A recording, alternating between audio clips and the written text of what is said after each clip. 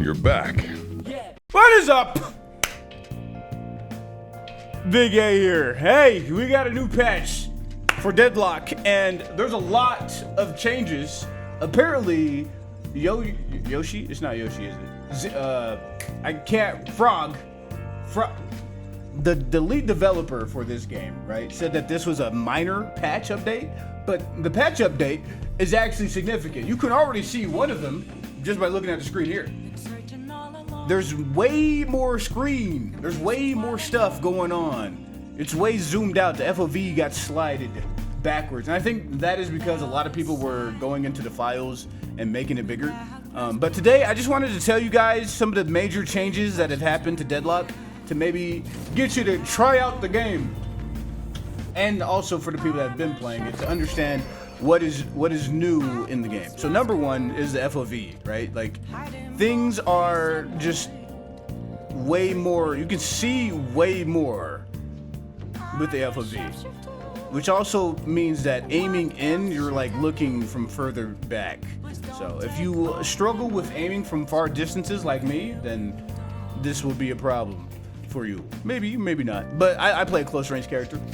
Now, number two, you can already see it. Whenever you kill minions, they drop a little soul on the ground, and then they still have one that pops up in the sky. So, a very satisfying sound, by the way. You get your souls from a further distance if you kill them, but you still have to like go and collect it. And then the healing dudes, these dudes, they drop a health potion that gives you healing, which is equal to 10% of the HP that you are missing. So no longer do you get healed by the healing candle on your team. This dude will never heal you. You have to get it from killing the enemy candle that has health healing capabilities. Another thing with the Guardians and the Walkers, the Guardians now have more HP, like a lot more HP, and they've made it the game to where the first 10 minutes is like you're not supposed to be killing the Guardian in 4 minutes, right? So they have more spirit and bullet resistances before 10 minutes. After 10 minutes, they kind of go back to pre-patch, but they're gonna have more HP, so they'll be easier to kill after 10 minutes. So that is, I think, is going to be solidified as early game. The first 10 minutes is early game. Then the Walkers, they all have equal HP amounts now. Before, the side lane Walkers had less HP, but now they all have the same amount of HP, and they have more resistances, a lot more resistances for the first 20 minutes. So that section from 10 minutes to 20 minutes, that is what I would probably consider early to mid-game. Early mid-game, yeah, stuff like that. Then, after 20 minutes, you can kill the Walkers a lot easier. I mean, you can still take these things earlier than 10 and 20 minutes, but they just have a lot more resistances, and it's going to take a lot more time to do so. But after these times, you can kill them easier. And on top of the Walkers being harder to kill, and the time to kill them is going to take longer in the game, you actually start the game off with 9 slots instead of just where is it at? How much slots at? Did you just take all the slots off? Okay. Remember before you had 4 slots locked, now you only have 3 slots locked from the beginning of the game, and you get an extra slot per walker that you kill, which I think they should have did this a long time ago. It makes a lot more sense for the walkers to hold it since they have a lot of HP, and people were taking Guardians in 4 minutes, right?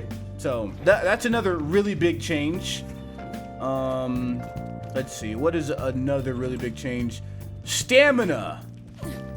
When you wall bounce, the first wall jump that you do actually takes a little bit of stamina. I don't think it's that big of a deal since it comes back pretty quickly. It doesn't come back quickly. You actually have your stamina come back slower overall, but the wall jump doesn't take too much of your stamina. So people are like upset about that, but I think overall it's not that big of a deal, especially when you can just buy stamina mastery for the people that want to just be bouncing off of walls continuously. You can do that. which is phenomenal, right? Next, everybody got a gun increase, I'm pretty sure. So everybody, like with more boons, your gun will do a lot more damage than it did before, but your headshots do less damage. And this applies to every character in the game except Paige. Paige still has the same amount of gun damage growth because I'm guessing she's already good with her gun damage and they kind of want her to be more of a support. On top of the gun damage being increased, they've reduced the cooldowns or increased the cooldowns of all the abilities that have cooldowns. So people that were going very spirit damage based, like with abilities doing spirit damage, your cooldowns have been increased so they're less effective. So spirit damage kind of got nerfed with that, and I also think spirit damage as a whole is just less damage. So that's something to think about with making and updating your builds. I'm trying to think if there's anything else that is really important. I don't want the video to be too long. If you guys want a longer, more in-depth video, let me know down in the comments. Also like this video if you like the content, and subscribe today to be a part of the Akatsuki. Okay, a couple more big changes. Rejuvenator no longer gives you those permanent buffs, or they weren't permanent. It no longer gives you those temporary buffs of like extra fire rate, spirit damage, and HP. It doesn't give you that temporary boost because people were winning games really fast with that big boost in stats. It now gives you permanent temporary buffs, like similar to if you were to take a Sinner's Sacrifice. So it's going to give you permanent versions of Sinner's Sacrifice. And I also think it gives you more money. All the neutral camps give you more money, so all of those one-eyed ghouls, these dudes, they give you more money, but they have more HP. Another thing, the troops in lanes, they give you more shared money. So like if you have 4 people in a lane pushing a lane, you're gonna make more money than what you would have before. It's still gonna be less than if you were to take the lane by yourself, but you will be making more money comparatively to pre-patches or previous patches, where having like the whole team in one lane was like you're making $7, right? So that's good to know for team fights. Is gonna make the game a lot more team fighty, as well as the healing troops. You having to go and collect those like that is gonna make the game's gonna feel more aggressive in the laning phase, and with team fights, you're gonna be a lot more team fights.